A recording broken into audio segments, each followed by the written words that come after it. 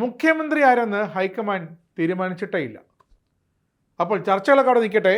ആദ്യം നിങ്ങൾ 3 പേരും നിങ്ങളുടെ അണികളോട് പറഞ്ഞ് അവരവർ കേരളത്തിൽ അങ്ങോളം ഇങ്ങോളം വച്ച മുഖ്യമന്ത്രി അനുമോദന ഫ്ലെക്സുകൾ ആദ്യം എടുത്തു മാറ്റും.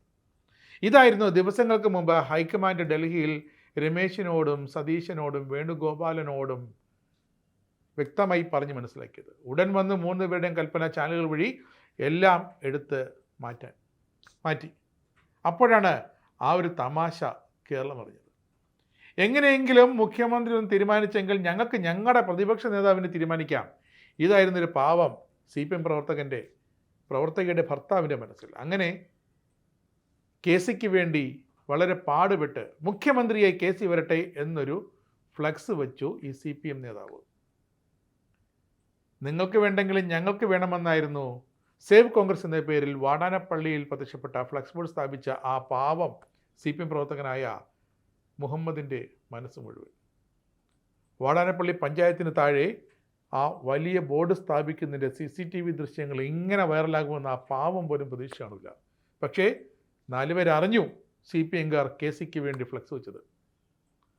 CPM വാടാനപ്പള്ളി ലോക്കൽ കമ്മിറ്റി അംഗത്തിൻ്റെ ഭർത്താവാണ് പാവം ബോർഡ് വെച്ച മുഹമ്മദ്. കോൺഗ്രസ് നേതാവ് KC വേണുഗോപാലിനെ അനുകൂലിക്കുന്ന തരത്തിലുള്ള ബോർഡ് സ്ഥാപിച്ച് അങ്ങനെ പാർട്ടിയിൽ ഭിന്നതയുണ്ടെന്ന് വരുത്തി തീർക്കുകയായിരുന്നു നീക്കമെന്ന് UDF ആരോപിക്കുന്നു. പക്ഷേ പാവം വൻ ഭൂരിപക്ഷത്തിൽ ജയിച്ച UDFൽ ഒരു കലഹമുണ്ടാകാതിരിക്കാൻ ആ പാവം ചെയ്ത തത്രപ്പാടായിരുന്നു ഇതൊക്കെ എന്ന് ആര് മനസ്സിലാക്കാൻ? അങ്ങനെ കേരളത്തിൽ എല്ലായിടത്തും CPMകാർ UDF മുഖ്യമന്ത്രിക്ക് വേണ്ടി ഫ്ലെക്സ് വെച്ചിട്ടുണ്ടാകും. എവിടെയൊക്കെ വെച്ചിട്ടുണ്ടാകും? എത്ര CPMകാർ UDF സ്ഥാനാർത്ഥിക്ക് വോട്ട് കൊണ്ട് കമിഴ്ത്തി കൊടുത്തിട്ടുണ്ട്? അങ്ങനെ എന്തൊക്കെ മരമായങ്ങൾ ഈ വോട്ട് പെട്ടിയിൽ വീണ് കാണും? എന്തൊക്കെയാകും ഈ തിരഞ്ഞെടുപ്പുകൾ സംഭവിച്ചിട്ടുണ്ടാകുക? 3 മുഖ്യമന്ത്രിയാകാൻ എന്തൊക്കെ പാടല്ലേ? പശ്ചിമ ബംഗാളിൽ BJP അധികാരത്തിൽ കയറിയ ഉടൻ തന്നെ വന്നു ഉത്തരവ്. മമതാ ബാനർജി അടച്ചു പൊട്ടിച്ച 600ഓളം CPM പാർട്ടി കമ്മിറ്റി ഓഫീസുകൾ തുറന്നു കൊടുക്കാൻ. അങ്ങനെ അത് തുറന്നു കൊടുത്തു. അങ്ങനെ അതൊക്കെ അങ്ങ് ബംഗാളിൽ. പക്ഷേ കേരളത്തിൽ അവരൊരു മുഖ്യമന്ത്രിക്ക് ഫ്ലക്സ് വെച്ചത് വലിയ തെറ്റായിപ്പോയി. പാർട്ടിയിലെ 3 പ്രമുഖ നേതാക്കൾ അങ്ങനെ മുഖ്യമന്ത്രി പദവിക്കായി തമ്മിൽ തെല്ലുമ്പോൾ വലിയ രീതിയിലുള്ള വടംവലികൾ, ഗ്രൂപ്പ് സമാവേശങ്ങളൊക്കെ കോൺഗ്രസിൻ്റെ തലവെക്കിക്കൊണ്ടിരിക്കുന്നു. ടീം UDF ഇതാ ഞെട്ടിത്തിരിച്ചിരിക്കുകയാണ്. ഹൈക്കമാൻഡ് പ്രതികളായ അജയ് മാക്കനും മുകുൾ വാസ്നിക്കും കേരളത്തിലെത്തി MLAമാരുമായി ചർച്ച നടത്തിയെങ്കിലും അന്തിമ തീരുമാനം ഇതുവരെ ആയിട്ടില്ല.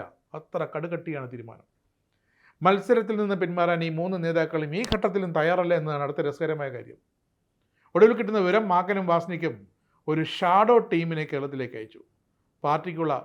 ഇവർക്ക് പാർട്ടിയിലുള്ള പൾസ് അറിയാൻ. അങ്ങനെ കൊളസ്ട്രോൾ, BP, ഷുഗർ എല്ലാം അടങ്ങുന്ന റിപ്പോർട്ട് അങ്ങനെ ഷാഡോ ടീം അയച്ചു കൊടുത്തിട്ടുണ്ട്. എന്തായാലും സംസ്ഥാനത്തെ കോൺഗ്രസ് പോരടങ്ങിയ ശേഷം മാത്രമേ മുഖ്യമന്ത്രി ആരെന്ന് പ്രഖ്യാപിക്കൂ എന്നാണ് ഹൈക്കമാൻഡിൻ്റെ പിടിവാശി. അച്ചടക്ക ലംഘനത്തിൻ്റെ അന്തരീക്ഷം, പാർട്ടി പ്രവർത്തകർ ഗ്രൂപ്പ് ചേരിതിരിഞ്ഞ് ആക്രമിക്കുന്ന അന്തരീക്ഷമൊക്കെ ഹൈക്കമാൻഡ് നിരീക്ഷിച്ചുകൊണ്ടിരിക്കുകയാണ്. ചർച്ചകൾക്ക് ഞായറാഴ്ച സൺഡേ ഈസ് ഹോളിഡേ, അതുകൊണ്ട് ഞായറാഴ്ച അവധിയായി. ലോക്സഭാ പ്രതിപക്ഷ നേതാവ് നേരെ വിജയുടെ സത്യപ്രതിജ്ഞ കാണാൻ പോയി. മല്ലികാർജുൻ ഖാർഗെ ആകട്ടെ ബംഗളൂരുവിൽ മഴ പെയ്ത് കുതിർന്നു കിടക്കുന്ന ബംഗളൂരിലും പോയി. ഇനി ഖാർഗെ തിരിച്ചു വന്ന ശേഷം ബാക്കി ചർച്ചകൾ. UDFനാകെ 102 സീറ്റ് ലഭിച്ചെങ്കിലും കോൺഗ്രസിന് മാത്രമേ 63 സീറ്റുണ്ട്. അതുകൊണ്ട് തന്നെ പോടാ പുല്ലേ എന്നാണ് KC വേണുഗോപാൽ മുസ്ലിം ലീഗിനെ നോക്കി പറഞ്ഞത്. പല്ലൊളിച്ച് കാട്ടി. VD സതീശൻ മതിയേ മുഖ്യമന്ത്രി എന്ന് ലീഗ് തലങ്ങും വിലങ്ങുമൊക്കെ ആവശ്യപ്പെടുമ്പോൾ ഞങ്ങളുടെ കാര്യം നോക്കിക്കൊള്ളാം എന്നാണ് KC വേണുഗോപാൽ അവരെ പറഞ്ഞത്. പക്ഷേ വയനാട് ഘടകം അത്ര നിസ്സാരമില്ല. പ്രിയങ്ക ഗാന്ധി പ്രതിനിധീകരിക്കുന്ന വയനാട് മണ്ഡലത്തിൽ മുസ്ലിം വോട്ടർമാർ 45%. അതുകൊണ്ട് തന്നെ ലീഗിൻ്റെ താല്പര്യം അവഗണിക്കുന്നത് വയനാടിന് ഗുണകരമാകില്ല എന്ന് ഹൈക്കമാൻഡിന് അറിയാം. അതുകൊണ്ടാണ് നേരത്തെ പറഞ്ഞതുപോലെ സോണിയാഗാന്ധി പറഞ്ഞത് പ്രിയങ്കയോട് കൂടി ചോദിച്ചിട്ട് തീരുമാനിക്കാൻ കേരളത്തിൻ്റെ മുഖ്യനാരാകണമെന്ന്. പിന്നെ മല്ലികാർജുൻ ഖാർഗെ എന്ന AICC അധ്യക്ഷൻ്റെ കാലാവധി ഉടൻ അവസാനിക്കും. വേണുഗോപാലിനെ അപ്പോൾ അങ്ങ് ദേശീയ കോൺഗ്രസ് രാഷ്ട്രീയത്തിൽ നിന്നും കൈവിടാൻ പാർട്ടിക്ക് ചെറിയ വിഷമമുണ്ട്. അപ്പോൾ കേരളത്തിൽ നിന്നും ഒരു ദേശീയ അധ്യക്ഷൻ കോൺഗ്രസിന് വരുമോ KC വേണുഗോപാലിലൂടെ? ആ സംശയങ്ങൾ വീണ്ടും ഉയർന്നു വരികയാണ്. എന്തായാലും KC AICCയുടെ തലപ്പത്ത് തുടർന്നാലും കേരളത്തിൻ്റെ മുഖ്യമന്ത്രിയായാലും കോൺഗ്രസിലെ ഗ്രൂപ്പിസമായി തന്നെ നിൽക്കും. തർക്കങ്ങൾ രൂക്ഷമാകും.